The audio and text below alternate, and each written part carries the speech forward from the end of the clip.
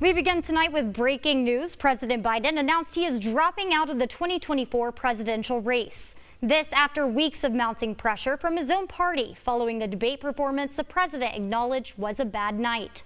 Perry Russum is in Washington with more.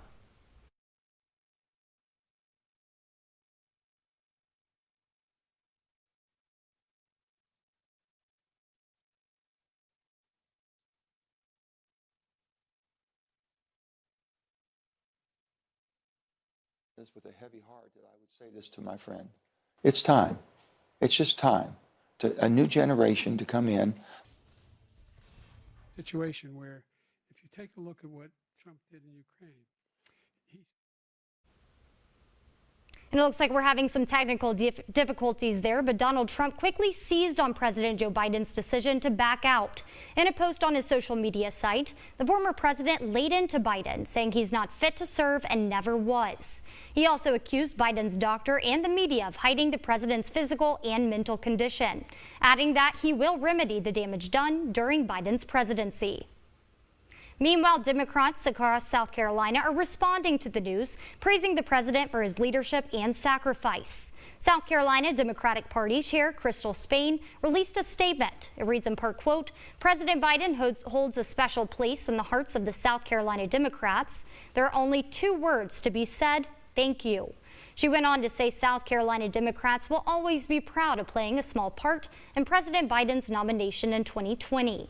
She says the president's decision exemplifies his dedication and love for our country. Charleston County Democratic Party Chair Sam Scardon also responding to President Biden's decision not to seek re-election. He says we should all be forever grateful for Biden's lifetime of public service. His statement says, quote, we are excited to offer Americans what they have been asking for: a presidential ticket with a new generation of leaders who offer a forward-looking vision for our country, building on the exceptional progress Joe Biden has delivered. South Carolina State Senator Marlin Kimpson shared his support for President Biden on X, saying, thank you for your service to our country. Once again, you've proven to be unselfish and focused on healing and unity. I will never forget the weak-kneed Democrats who threw you under the bus rather than focus on the convict. See you in Chicago, my friend. I have a vote. Kimpson also posted on social media he is fired up for Vice President Kamala Harris. Congressman James Clyburn released a statement saying he has had the honor and privilege of calling President Joe Biden a friend for many years.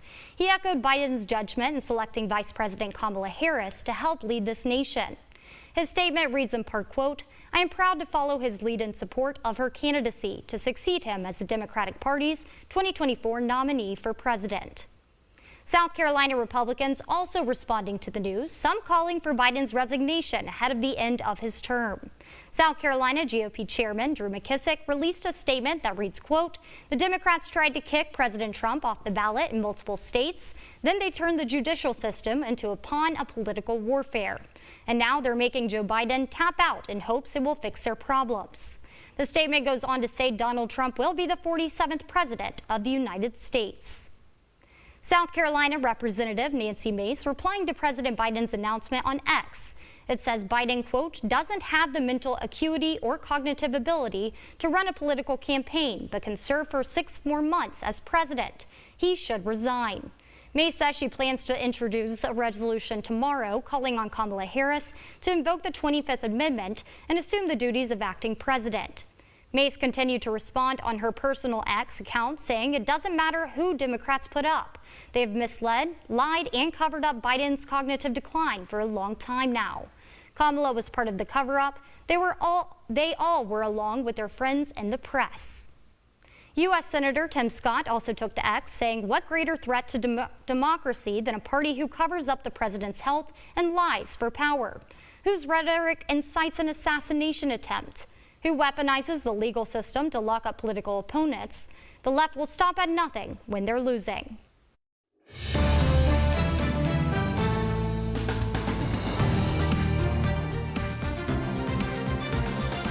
And joining me now is political science professor at the Citadel, Dr. Mark Owens. Thank you for joining us tonight. Good to be here. So first, just your thoughts on this unprecedented incident. Yeah, it is something that I think people have been asking about for the last week, but it was really a surprise that it happened today.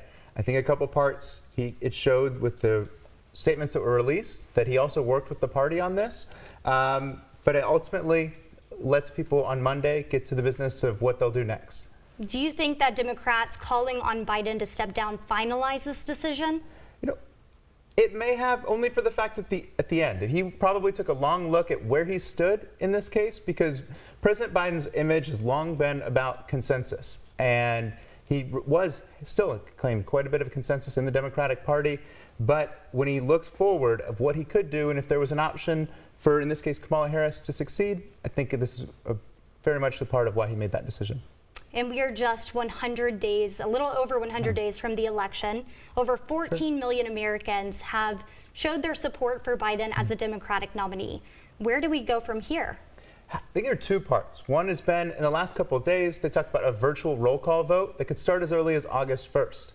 But also, typically the state or the National Party chair for the Democrats, Mr. Harrison, has talked about having an open and transparent process. So we may have the opportunity to look for the next couple of days if anyone shows their interest. But a lot of candidates who have been rumored to have the stature nationally to run for president have said that they're not going to. Okay, and also Biden did endorse Kamala Harris, vice president, today. Your thoughts? It really is sort of part to a longevity. They've worked together. She's taken on a lot of leadership positions in the last 2 years, right, on some policies, and moving now to the opportunity to be forefront and the primary speaker for the Democratic Party. And we talked a little bit earlier about how this will now be a time for people to learn who is Kamala Harris. Yeah, it comes back to the fact she was, 4 years as a senator from the state of California before that, right? From San Francisco. She had been the district attorney before she was the attorney general for 2 terms there in California. So ideas of sort of criminal justice or legal topics of lawyers will be very much on her mind. And Biden said that he will continue to fulfill his duties for the rest of his term. But Republicans are calling on him to step down tomorrow. Your thoughts? I think quickly, when he was talking about the difficulties of running in his campaign, he always pointed back to the work that he was doing as president. And so I think this is also a second reason why he's doing that, is that he wants to fulfill the last months he has, in this case of being a president. That Maureen right now, as Speaker of the House, is talking about it, a way to resign, more towards a lame duck status, right? What could be new? But he was elected to serve all the way till January of next year, and I think that makes exact sense that he would do it. And leaders around the world are probably watching this event unfold. How do you think they will take this news? One of the opportunities would look back to the NATO summit. I think they made a lot of decisions for the next year going ahead. But other leaders, it makes it a little bit more difficult for the president to negotiate because they don't know who they'll be working with next. And it's not always the opportunity where, in this case, Vice President Kamala Harris can immediately step into those shoes. She's done some international travel and meeting with leaders. They now know that she may be the leader next year, or it could be the former President Donald Trump. They don't want to show favoritism right within who they'll have to deal with as commander-in-chief for the United States.